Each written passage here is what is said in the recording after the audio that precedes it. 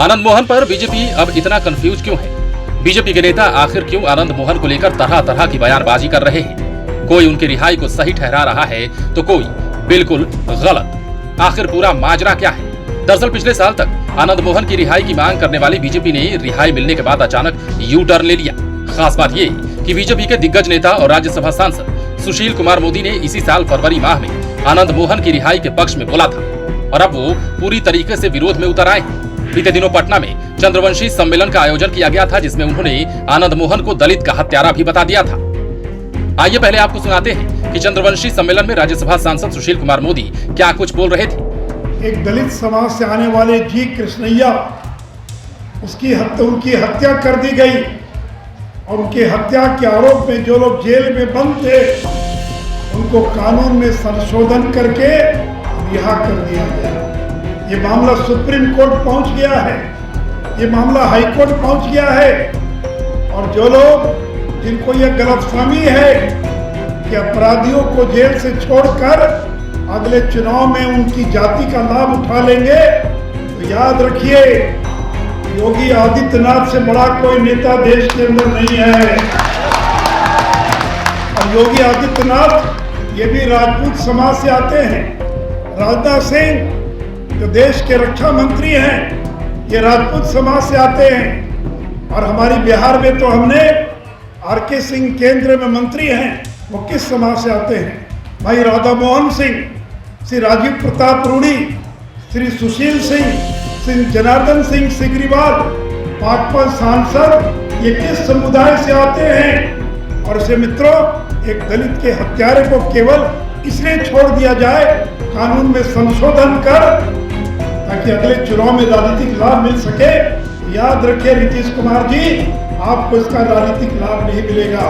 बिहार कागड़ा और पिछड़ा ये सारे लोग हमारे साथ हैं। तो आपने सुना कि सुशील मोदी क्या बोल रहे थे। उन्होंने नीतीश कुमार पर हमला करते हुए कहा कि आनंद मोहन की रिहाई कहीं से ठीक नहीं है। उन्होंने जोर देकर कहा कि दलित के हत्यारे को कानून में संशोधन करके इसलिए छोड़ दिया गया कि राजपूत समाज का लाभ महागठबंधन को मिल सके। लेकिन नीतीश कुमार जी सुन लीजिए कि इसका लाभ कहीं से नहीं मिलेगा।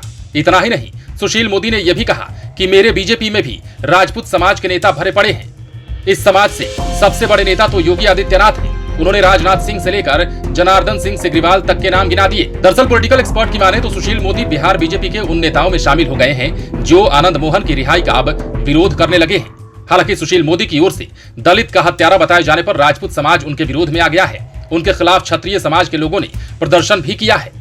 इसके साथ समाज के लोगों ने अब प्रभुनाथ सिंह की रिहाई की मांग भी तेज कर दी है। प्रभुनाथ सिंह की रिहाई की मांग करने वाले कोई और नहीं बल्कि बीजेपी के ही सांसद राजीव प्रताप रूडी हैं। इनके अलावा गिरिराज सिंह, नीरज बबलू समेत कई अन्य नेता भी आनंद मोहन पर खोलकर नहीं बोल रहे हैं। पॉलिटिकल एक्सपर्ट की माने तो आनंद मोहन की रिहाई के पीछे राजपूत वोट का सारा खेल है। सामने लोकसभा चुनाव है, ऐसे में बीजेपी को लगने लगा है कि आनंद मोहन की रिहाई से महागठबंधन को फायदा हो सकता है, क्योंकि उनके बेटे शिवहर से आरजेडी के टिकट पर विधायक हैं। दरअसल महागठबंधन ने आनंद मोहन की रिहाई के बहाने बड़ा दांव चल दिया है। वो सवर्ण वोटरों को साधने में जुट गया है और ये सबको पता है कि पिछले साल ही Tejashwi Yadav A to Z की मुहिम चला चुके हैं। इसके पहले भूमाई समीकरण पर जोर दिया गया था। बोचहा उपचुनाव और MLC चुनाव में इसका सीधा फायदा आरजेडी को भी मिला। बोचहा में अमर पासवान को भूमिहारों का जबरदस्त फायदा मिला था, जबकि पिछले साल हुए उपचुनाव में कई भूमिहार नेता आरजेडी कोटे से MLC भी बने थे। ऐसे में पॉलिटिकल एक्सपर्ट मानते हैं कि अब वो राजपूत वोटरों को साधने की कोशिश में जुट गए हैं। हालांकि राजपूत वोटरों का कुछ परसेंटेज पहले से भी आरजेडी को मिलते रहा है, लेकिन अब तेजस्वी यादव नई रणनीति के तहत राजपूत वोटरों पर फोकस करने लगे हैं और इस रणनीति में उन्हें नीतीश कुमार का पूरा साथ मिल रहा है। कहा जाता है कि इसी रणनीति के तहत आनंद मोहन की रिहाई का दांव भी चला गया है ताकि लोकसभा चुनाव 2024 में, विधानसभा चुनाव 2025 में इसका फायदा महागठबंधन को मिल सके। और इसी को लेकर बीजेपी पूरी तरीके से कंफ्यूजन में आ गई है। इसके बाद नेताओं के बयान बदलते रहे हैं, कुछ खुलकर बोल रहे हैं तो कुछ मौन साधे हुए हैं। पॉलिटिकल एक्सपर्ट ये भी कहते हैं कि आनंद मोहन की रिहाई पर बीजेपी का स्टैंड क्लियर नहीं है। इस मामले में हो रही राजनीति दुर्भाग्यपूर्ण है। बीजेपी के नेता ऊहापोह की स्थिति में है। नीतीश कुमार और तेजस्वी यादव ने राजनीतिक विषाद पर जो दांव चल दिया है उसमें बीजेपी फंसती हुई नजर आ रही है। यह भी कहा जा रहा है कि यदि कोर्ट से आनंद मोहन के पक्ष में फैसला आ जाता है तो महागठबंधन को ही इसका फायदा मिलेगा। यदि पक्ष में नहीं आता है तो महागठबंधन को और अधिक फायदा मिलेगा, क्योंकि यदि आनंद मोहन को फिर से जेल होता है तो राजपूत समाज की नाराजगी बीजेपी को बहुत अधिक महंगी पड़ जाएगी और फिर इसका सहज अंदाजा लगाया जा सकता है कि चुनाव में इस समाज का वोट कहां जाएगा। दरअसल आनंद मोहन की रिहाई के खिलाफ पटना हाईकोर्ट और सुप्रीम कोर्ट दोनों ही जगहों पर याचिका डाली गई है। सुप्रीम कोर्ट में तो तत्कालीन दिवंगत डीएम जी कृष्णैया की पत्नी उमा कृष्णैया ने याचिका दी है और कहा है कि उनके पति के हत्यारे को वोट पाने के लिए रिहा किया गया है। अब ये मामला इतना हाई प्रोफाइल हो चुका है कि आनंद मोहन की रिहाई के 1 सप्ताह से अधिक समय हो चुके हैं। इसके बाद भी वो मीडिया के सामने नजर नहीं आए हैं, यानी कि वो मीडिया की नजरों से गायब है, मीडिया के सामने नहीं आ रहे हैं। मन में धुकधुकी लगी हुई है कि 8 मई को क्या होगा। दरअसल आनंद मोहन मामले में सुप्रीम कोर्ट सुनवाई को तैयार हो चुका है और 8 मई को सुनवाई की तारीख मुकर्रर भी कर दी गई है। बता दें कि इसी साल जनवरी में पटना में महाराणा प्रताप की जयंती मनाई गई थी। इसका आयोजन जेडीयू एमएलसी संजय सिंह ने किया था। इस कार्यक्रम में नीतीश कुमार भी पहुंचे हुए थे और उनके सामने ही आनंद मोहन की रिहाई की मांग उठी थी।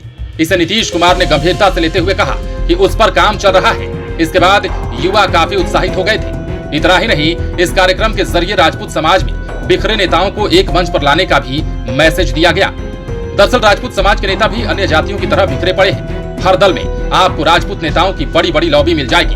खासकर चुनाव के समय में ये लॉबी और अधिक एक्टिव हो जाती है। फिर तो सभी को एकजुट रखना पार्टी आलाकमान के लिए मुसीबत हो जाती है। इसलिए 2024 और 2025 के चुनावों को ध्यान में रखते हुए कार्यक्रम के माध्यम से एकजुट रखने का मैसेज दिया गया।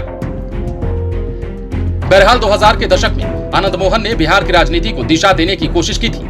बिहार पीपुल्स पार्टी के जरिए उन्होंने पूरे बिहार में तीसरा कोण बनाया था। आनंद मोहन ने जातिगत वोट बैंक को उस दौरान हथियार के रूप में इस्तेमाल किया था और वे बिहार की सियासत के धूरी बन गए थे। इतना ही नहीं, उन्हें लोग उस समय मुख्यमंत्री फेस भी मानने लगे थे और आज भी युवा उनके दीवाने हैं। ऐसे में जब आनंद मोहन की रिहाई हुई तो बीजेपी को डर सताने लगा कि इनके नाम पर राजपूत समाज का एक मुश्त वोट महागठबंधन को मिल सकता है। ये बात आते ही बीजेपी को ना उगलते बन रहा है और ना ही निगलते बन रहा है। पॉलिटिकल एक्सपर्ट भी मानने लगे हैं कि बीजेपी के लिए सांप छछूंदर वाली स्थिति पैदा हो गई है। ऐसे में अब सबकी नजर 8 मई पर है। वहीं ये देखना भी दिलचस्प होगा कि यदि आनंद मोहन के पक्ष में फैसला आ जाता है तो बीजेपी का क्या रुख होगा और यदि उनके खिलाफ फैसला आता है तो बीजेपी आगे किस रणनीति पर काम करती है। लाइव सिटीज के लिए पटना से राजेश ठाकुर की स्पेशल रिपोर्ट। यदि अब तक आपने हमारे YouTube चैनल को सब्सक्राइब नहीं किया है तो सब्सक्राइब कर लीजिए ताकि हम आपको खबरों से अपडेट रख सकें। यदि आप इस वीडियो को Facebook के माध्यम से देख रहे हैं तो हमारे पेज को लाइक कर दें। इसके अलावा आप लाइव सिटीज को ट्विटर पर जरूर फॉलो करें।